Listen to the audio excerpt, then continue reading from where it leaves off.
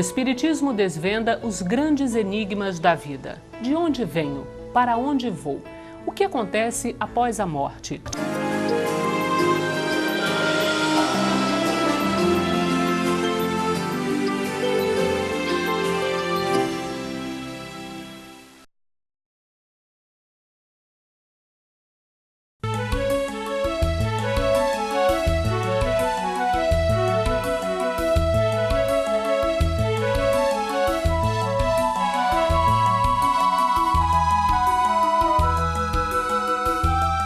Seis bilhões de indivíduos compartilham conosco a grande casa que é o planeta Terra.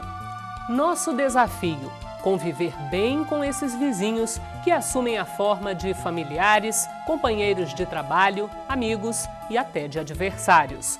Há um segredo para viver bem?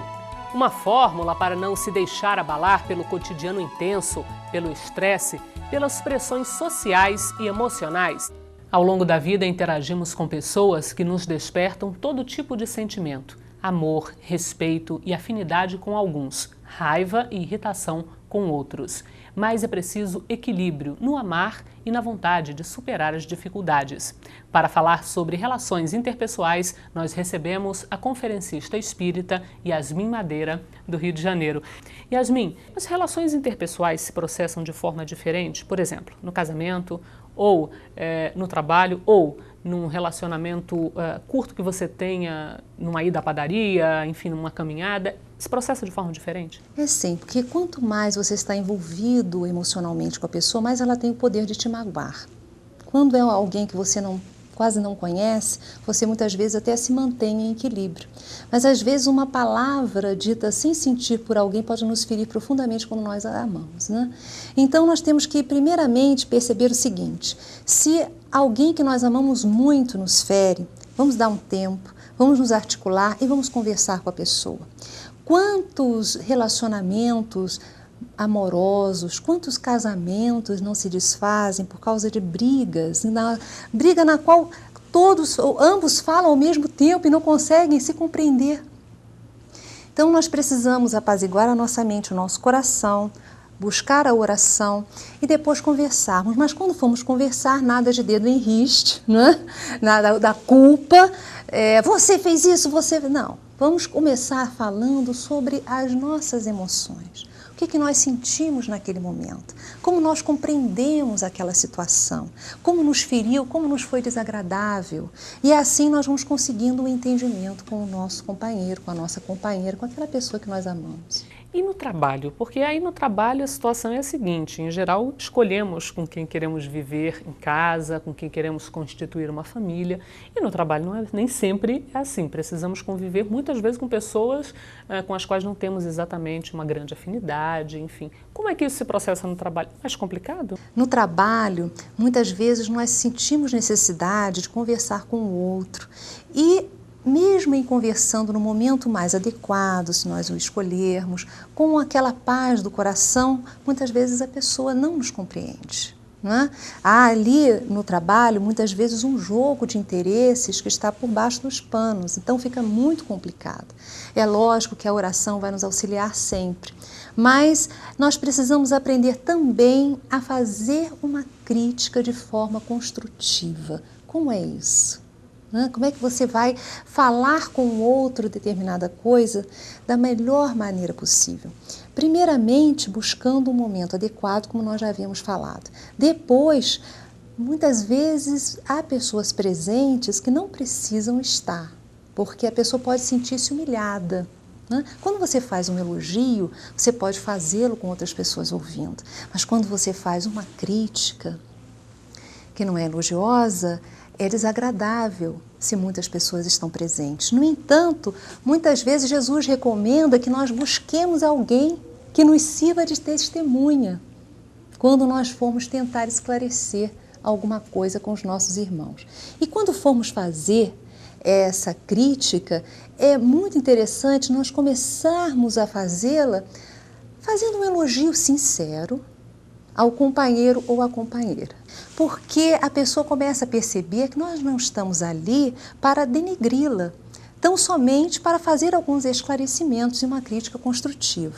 Então, quando você começa com um elogio correto, um elogio com base, não é? A pessoa já começa a perceber que você não está ali para magoá-la.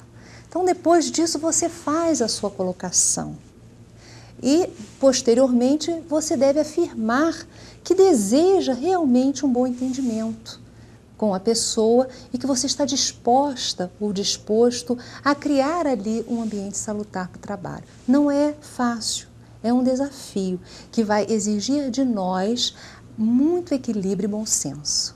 Yasmin, há referências na doutrina espírita no que diz respeito ao trabalho, a esse relacionamento no trabalho? Ah, sim. Nós temos referências principalmente no Livro dos Espíritos, quando Kardec faz questões acerca de uma lei natural, que é a lei do trabalho, que todos nós necessitamos. Nós temos as obras subsidiárias, obras de Dona Joana de Ângeles, por exemplo, que muito têm colaborado para o entendimento desta psicologia das relações interpessoais, falando inclusive sobre o trabalho. Nós temos um livro maravilhoso que é o Consolador, que com as palavras judiciosas de Emmanuel, através da psicografia do médium Francisco Cândido Xavier. Então vamos procurar leituras edificantes que possam nos equilibrar e que possam nos dar um norte para sabermos trabalhar nesses desafios diferenciados que ocorrem no nosso dia a dia. Mas o mais importante é nós não explodirmos. O mais importante é nós pensarmos duas vezes, fazermos as nossas orientações, mas é o desafio mais difícil. Yasmin, empatia. O que é empatia? E é possível desenvolver empatia ou uma pessoa simplesmente nasce e tem uma grande empatia? Como é que funciona? É verdade, né? Segundo alguns estudos, há pessoas que já nascem com essa propensão de se colocar no lugar do outro, de sentir as emoções que o outro está sentindo. E isso a doutrina espírita nos explica muito bem. São pessoas que já trabalharam com isso no passado, já vivenciaram uma série de desafios e conseguiram se fazer vencedoras diante deles. Bem, há um poeminha de Fernando Pessoa que explica muito bem o que é empatia, quando ele diz que eu vou tirar os meus olhos e colocar no lugar dos teus. E eu vou tirar os teus olhos e colocar no lugar dos meus. E eu te olharei com os teus olhos e tu me olharás com os meus olhos. Então, ele fala de uma maneira poética como nós devemos nos posicionar quando estamos com problemas, por exemplo, com os outros. Tentar nos colocar no lugar do outro, no sofrimento do outro, percebendo que todos nós estamos vivenciando desafios grandes num planeta de provas e expiações e que trazemos nossas tristezas íntimas, trazemos nossas inseguranças. E isso nos auxilia a compreender o outro e colocarmos-nos no lugar dele. Tendo o amor como base de tudo, fica mais fácil. Ah, mas fica mais fácil, principalmente para nós, né? Essa é uma conquista íntima que nós estamos trabalhando no percurso desses milênios, mas não temos dúvida que sairemos vencedores. Yasmin, muito obrigada por essa entrevista.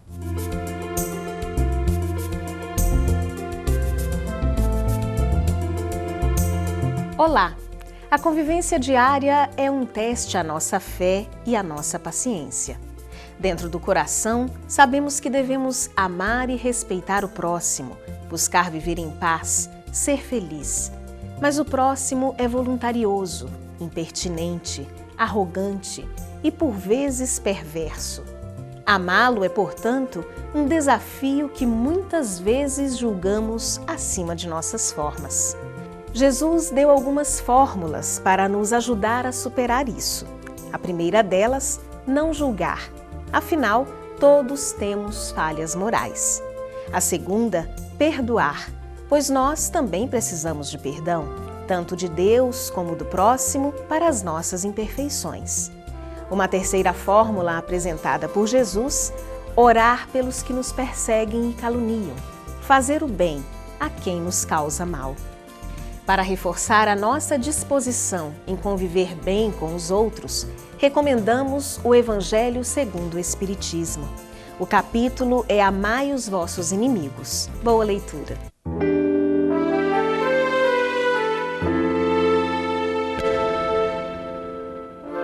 Esta semana, o Luiz Marcelo nos enviou a seguinte pergunta. Eu vi a entrevista do médium Raul Teixeira e não entendi algo que ele disse sobre o capítulo 5 de João, versículo 29, onde diz que Jesus ressuscitou e não reencarnou. Fiquei confuso, porque são coisas diferentes. Você poderia me esclarecer essa diferença?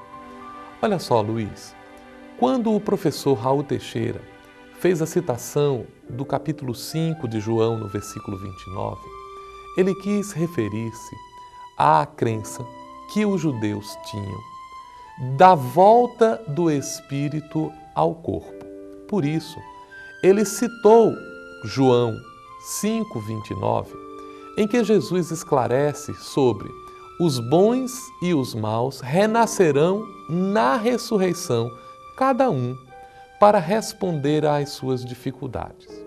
Quando analisamos a filosofia patrística que surgiu nos primeiros séculos do cristianismo, encontraremos nas doutrinas de Orígenes, de Clemente, de Tertuliano e de Juliano a crença de que o corpo que existia durante a vida ressuscitará no mesmo corpo. Esta, em particular, é uma contribuição de Tertuliano ao esclarecer uma questão muito discutida na origem do cristianismo, que era em que momento o espírito se vincula ao corpo e como é que se dá esta vinculação.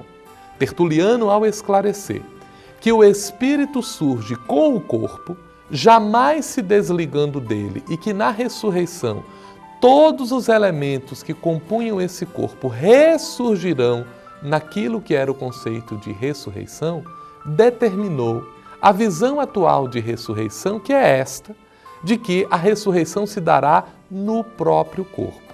Vejamos uma observação importante.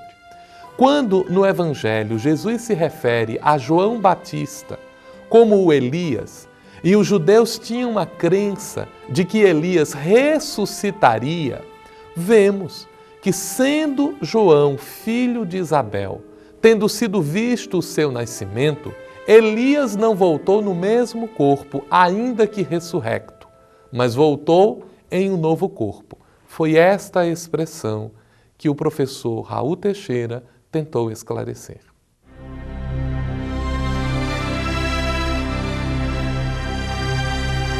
Não saiba a vossa mão esquerda o que faz a vossa mão direita. Os infortúnios ocultos, podemos dizer, são todos aqueles que estão presentes na nossa vida e que, por uma razão ou por outra, não se tornam tão ostensivos. Há uma passagem no Evangelho segundo o Espiritismo que nos relata exatamente isso. E nesta passagem, Allan Kardec, de forma muito poética, ele nos dá um exemplo de uma mulher rica, uma mulher da sociedade, e que pega a sua filha e entra na sua carruagem. Lá é um verdadeiro manancial de víveres, de roupas, e ela procura uma família. E esta família, pelo que o texto nos apresenta, tem o seu chefe hospitalizado, provavelmente problemas sérios de saúde. Ela então vai e Kardec nos diz, ao entrar naquela localidade, a família exulta, porque aqueles que ali se encontravam não eram profissionais da mendicância. Então ela vai, conversa com um, trata bem o outro, dá o atendimento material, dá aquilo que é mais ainda, que é o amor, a fraternidade, a solidariedade. Não satisfeita com aquilo, ela volta e vai ao hospital para dar notícias ao pai, a fim de tranquilizá-lo também. Mais adiante, Kardec nos diz que a filhinha dela, que a acompanhava nessas atividades de assistência aos infortúnios ocultos, lhe externa a necessidade de querer ajudar. E a mãe diz, mas o que é que você tem? Você me ajuda a distribuir, isto é bom, mas é necessário que você faça algo mais. Aprenda a costurar para essas crianças. E aí então, o que ocorre é que ela estimula, através do seu exemplo, aquilo que nós chamaríamos de educação moral pela vivência, a educação moral pela atividade concreta. Nesse momento, então, Kardec chega ao fim do texto nos dizendo que um belo dia, alguma daquelas protegidas dessa mulher chega até sua casa sem saber, oferecendo provavelmente alguma coisa, panos, para que ela pudesse comprar. Ela reconhece, há aquele reconhecimento mútuo, mas a dama pede que ela silencie. E Kardec conclui de forma poética e sintética: assim também falava Jesus, assim também agia Jesus. Então, é um convite a essa capacidade de amar, ao chamado amor-cuidado, à solidariedade, enfim, ao nos colocarmos como melhores leitores da nossa vida e da vida do nosso próximo. O programa de hoje está terminando.